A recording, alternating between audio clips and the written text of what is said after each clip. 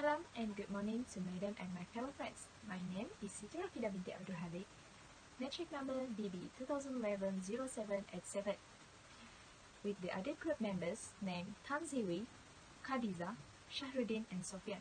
We are from Group 53 Philosophy of Economic Thought.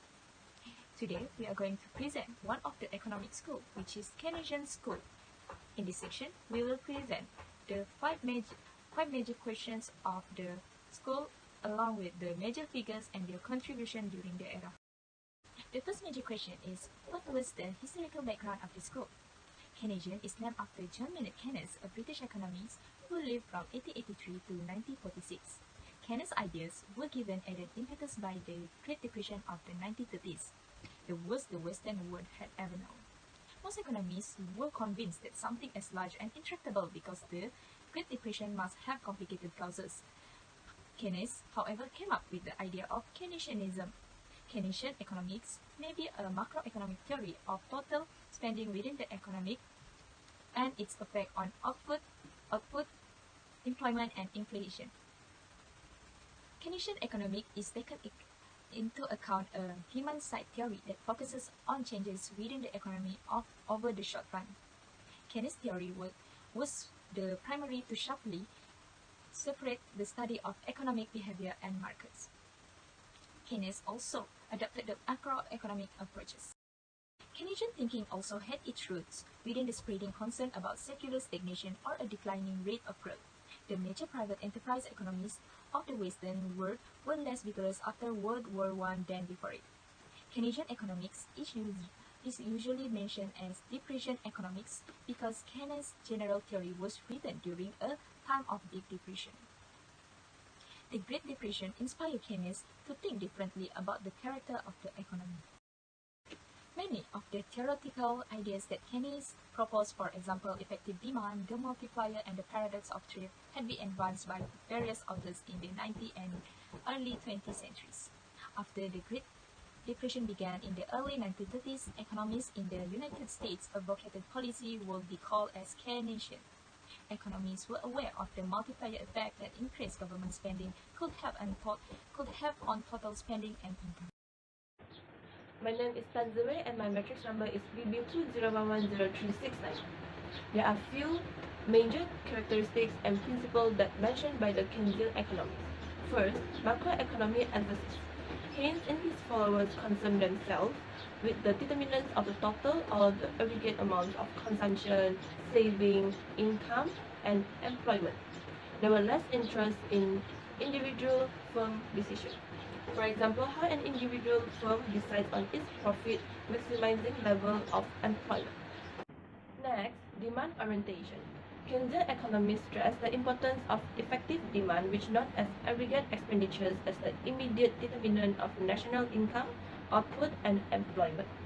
Aggregate expenditure consists of the sum of consumption, investment, government, and net export spending.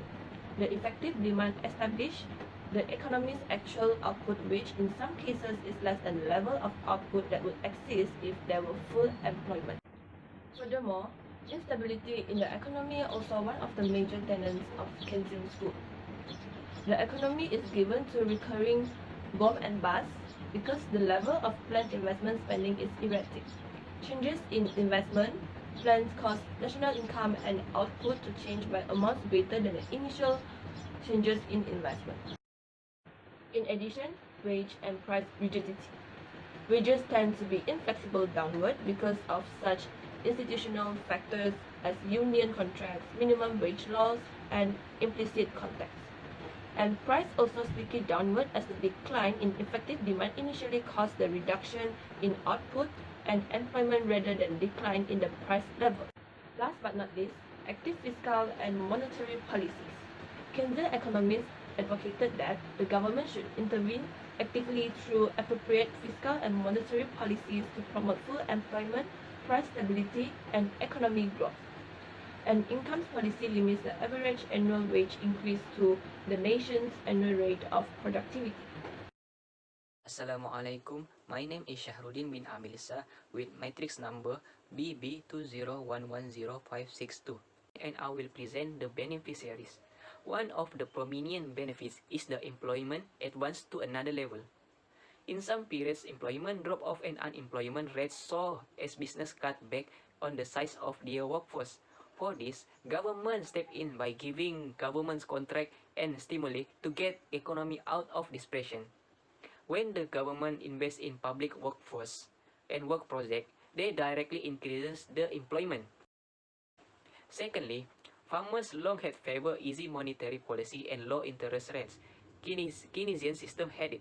In defending government's intervention in order to raise farmers' incomes, they claim that each dollar received by the farmers generated a $7 increase in national income through the spending of the farmers increase received.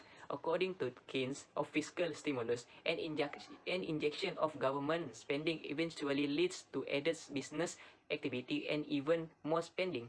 Spending from one consumer becomes incomes for a business that spends on equipment, workers' wages, and so on.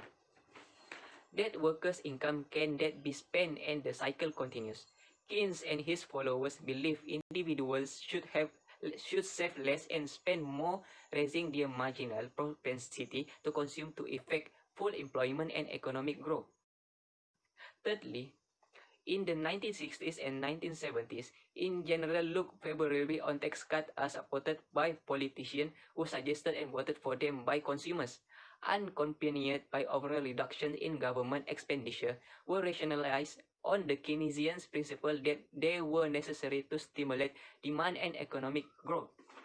There was a European depression on 1980s, and using Keynesian system with highly restrictive monetary and fiscal policy, they fight the inflation. In fact, Keynesian system really helpful during 1980s, along with the benefited by government and central banks and also consumers. Assalamualaikum. My name is Sopian Fitri bin Sarmin alias Mansah. My matric number is BB 2011-0761. I want to present about the validity, usefulness, and correctness in the Keynesian school of thought.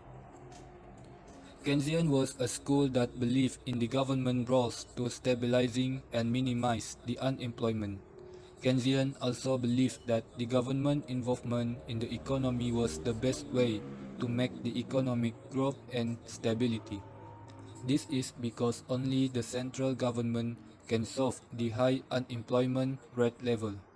Besides, the Keynesian also demand that something must be done about the business fluctuation that had grew more insistent by providing the explanation of fluctuations and a program to mitigate them. Keynes take seriously against the wage cuts because they would touch off the labor troubles. According to Keynes, a single firm can increase sales and unemployment through wage cuts because the demand for its product will remain unaffected. But the firm cannot easily increase sales by cutting the wages because employment uses wages to buy goods and services. If the employment don't get enough wages, the demand for goods will decrease. The firm will not hire more employment, and this will make firms to postpone investment spending and making the depression worse. However, Keynesian approach became useful in its time, even to those who did not accept Keynes' policy conclusion. Keynesian school had created a new set of analytical tools to view the economy to encourage further development of national income. Keynesian also established a new liberalism on which reformers could pin their hopes for aiding those who benefited least from unfettered capitalism. Assalamualaikum and greetings to Dr. Nabila and friends. My name is Sitti Khadizah Binti Jamal, and today I'm going to present the last 5 major questions of Keynesian school of thought, which the next become the lasting contribution. One of the next step become the lasting contribution of Keynesian school of thought is stabilizing the economy.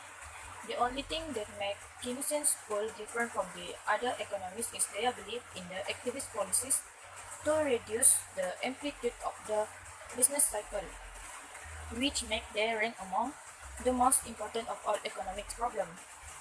For example, Keynesian economists would advocate deficit spending on labor-intensive infrastructure projects to stimulate employment and stabilizes wages during the economic downturn. Keynes argued that government should solve problems in the short run rather than wait for the market forces to fix things over the long run. Other than that, macroeconomic emphasis such as consumption function also the tenets that become the lasting contribution. In the general theory, the consumption function construct serve the purpose in identifying the passive or determine the component of aggregate demand. Consumption function also known the heart of macroeconomics. The passive nature of consumption expenditures are divided into two aspects, which is the first aspect is for the working class and the second aspect is for the property owning classes. Consumption expenditures do not depend upon external financing to any significant extent. They do not leave a financial residue in the form of contracts which entail payment commitment. Besides that, investment and saving and investment are considered to be necessarily equal for some reason.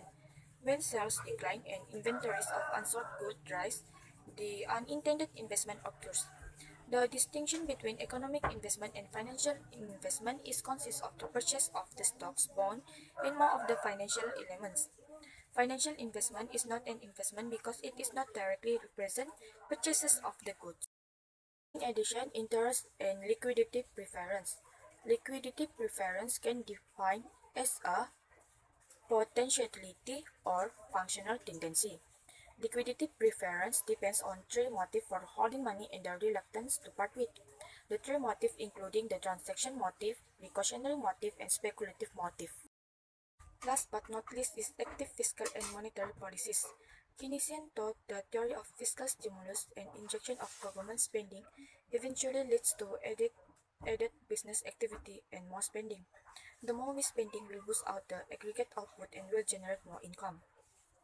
Government also needs to increase the spending or reduce the taxes that will increase the consumption of spending.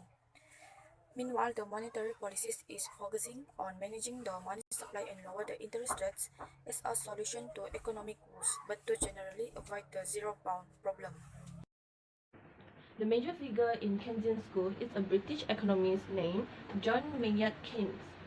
He is known as a brilliant student since he was in kindergarten, and he regarded as a founder of modern microeconomy, and one of his famous work is the general theory of employment, interest, and money. He became the editor of Economic Journal when he was at 28 years old.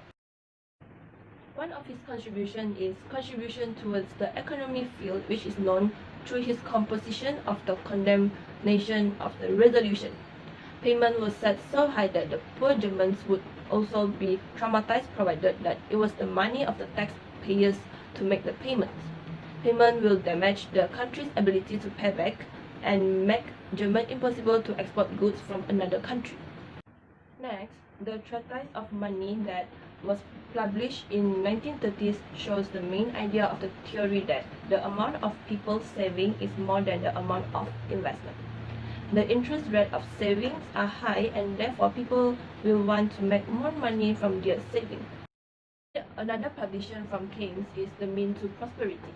In this book, it is provided a number of policy recommendations that countries could use to tackle unemployment in time of global recession. It is useful to other countries that has been affected by recession. Other than that, Keynes also brought up some detailed and strong view of economic activity through these generalities. Customers were somehow constrained in spending due to small amount of salary they received. They were not treated as a cause of business cycle fluctuations. According to Keynes, the best thing to do during depressions was either to come up with public substitutes for deficiencies of private investment or to enlarge the private investment.